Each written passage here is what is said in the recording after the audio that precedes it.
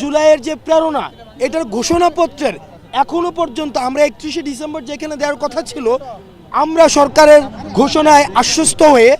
আমরা পিছিয়ে আসলেও এখনো পর্যন্ত সরকার কোনো দৃশ্যমান পদক্ষেপ নেয়নি। সেজন্য এই জুলাই গণ অভ্যুত্থানে যতগুলো পক্ষ অংশগ্রহণ করেছে, যে অংশীদার গ্রুপগুলো অংশগ্রহণ করেছে, এখানে গত 16 বছর ধরে যতগুলি ক্রিয়াশীল রাজনৈতিক সংগঠন যারা এই ফ্যাসিবাদ আওয়ামী লীগের বিরুদ্ধে তাদের সংগ্রাম অব্যাহত রেখেছিল, তাদের অংশগ্রহণের মধ্য দিয়ে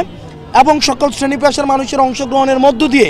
আমরা সরকারকে এই বার্তাটি স্পষ্ট করতে চাই, 15ই জানুয়ারির মধ্যে এই গণ অভ্যুত্থানের এই জুলাই প্রক্লেমেশন অফ জুলাই রেভলিউশনকে ঘোষণা করতে হবে এবং সেখানে অবশ্যই এই শহীদ এবং আহতদের স্বীকৃতি দিতে হবে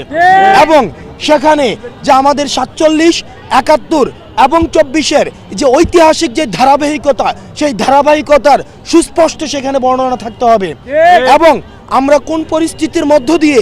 এই যে একটি জাতি এই যে আওয়ামী ফ্যাসিবাদ থেকে, আওয়ামী জাহিলিয়াত থেকে মুক্তি পেয়েছে, এই সেটির স্বীকৃতি সেখানে থাকতে হবে এবং যে রাজনৈতিক দলগুলো অংশগ্রহণ করেছিল সেই রাজনৈতিক দলগুলোর অংশগ্রহণের স্বীকৃতি সেখানে থাকতে হবে এবং জনগণের যে আকাঙ্ক্ষা ফ্যাসিবাদী রাজনীতির বিপক্ষে যে জনগণের যে আকাঙ্ক্ষা, সেই আকাঙ্ক্ষার প্রতিফলন এই জুলাই গণ অভ্যুত্থানের ঘোষণাপত্রে অবশ্যই থাকতে হবে এবং সেই লক্ষ্যে